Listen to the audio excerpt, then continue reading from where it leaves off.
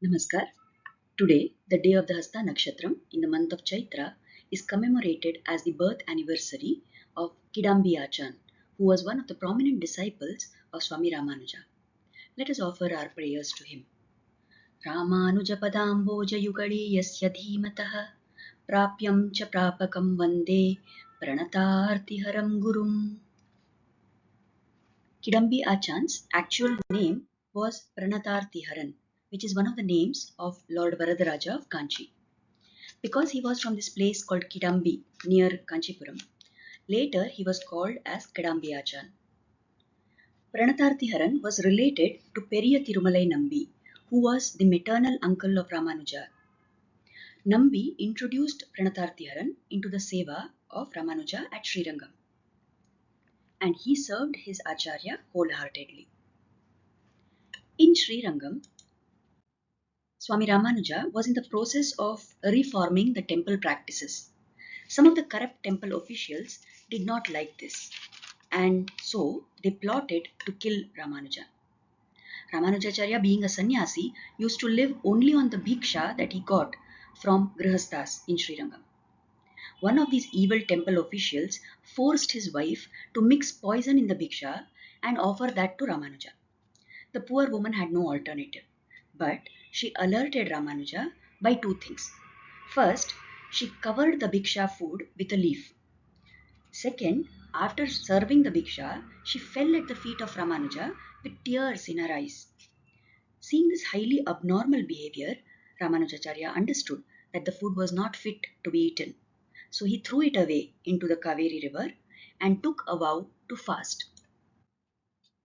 Hearing of all this, Swami Ramanuja's Acharya, Tirukushtiyur Nambi, came to meet him at once on the banks of the Kaveri river.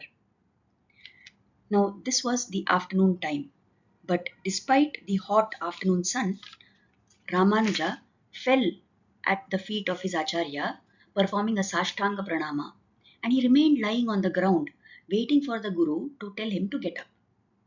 But strangely, Tirukushtiyur Nambi didn't say anything, so Swami Ramanuja continued to lie on that burning hot sand. Now, Pranatarthiharan was watching all this, and he couldn't bear to see Ramanuja getting burnt. So he stepped forward and questioned Tirukushtiyur Nambi. Isn't it a sin to let him remain like this on the burning sand? Won't he get hurt? I can't bear to see this, he said. But Tirukushtiyur Nambi didn't reply. The very next moment, Pranatarthihara lay down on the hot sand. He lifted Ramanuja and placed him on his own back to protect him. Seeing this, Tirukushtiyur Nambi was very happy. This was actually a test he had set.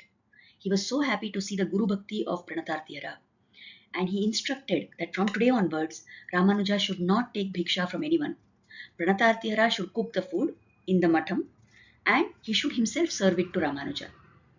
Now, this word Achan that we are using, we said his name was Kidambi Achan. Achan means father, and this fatherly affection which he showed to Ramanujacharya, that is what earned him the name as Kidambi Achan, because he was from the place Kidambi and he had fatherly affection for Ramanuja, so he was called as Kidambi Achan. Now in Tamil, the temple kitchen is also called as the Madapalli. So because he was the Achan who was doing the service of cooking in the kitchen for Ramanuja, he is also called as Madapalli Achan. Now this was such a great honor that was given to him. Yet at all times, Kidambi Achan was very humble. There's an incident by which we can learn this.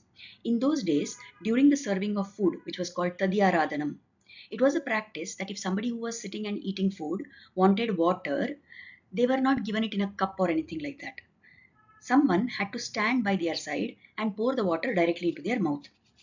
So one day, Kidambi Achan was doing this seva, and he was standing by the side of the person and pouring the water from a height, so that water was splashing here and there. Swami Ramanuja observed this, and he rushed to that place to correct Kidambi Achan. He took that vessel from him. He himself stood in front of the person who wanted the water, and he poured it slowly from a lower level so that it was convenient for that person to drink. At that time, Kidambi Achan was moved to tears, and he said, "Thank you, Acharya, for correcting me. I am totally unfit to do any of this seva, but you are the one who is correcting me and teaching me at all times, and for that I am eternally grateful. This shows us the humility, the namrata of Kidambi Achan. Now once Kidambi Achan went to the Kallalagar temple, which is in the place called Tirumalirunchole near Madurai, and he recited a shloka in front of the Lord there, where he said, I am the one who has done lot of aparadhas. I am agati. I don't have any refuge, and so on. This shloka was from Ramanujacharya's Stotra Ratnam. Hearing this, Kallalagar immediately stopped him and said, how can you say you are agati? You have surrendered to Ramanuja. He is your guru. Then how can you say that you are agatim? Hearing this, Kidambi Achan was very happy. He accepted his mistake, and this further increased his Guru Bhakti. Now, Kidambi Achan was not just doing the kitchen seva, the Madapalli seva, but he was also very well versed with all the scriptures. Recognizing this, Swami Ramanuja conferred him with the title called Vedanta Udayana Acharya. When later Swami Ramanujacharya appointed the 74 Simhasanadhipatis, whom he chose to uphold and spread the Sri Vaishnava Sampradaya, Kidambi Achan was one of those 74 Shishyas. Swami Ramanuja personally gifted him the Vigraha of Lord Hayagriva, who is the Lord of Knowledge, for his daily worship. Many years later, it was in this glorious lineage of Kidambi Achan that the illustrious Swami Vedanta Desikar was born.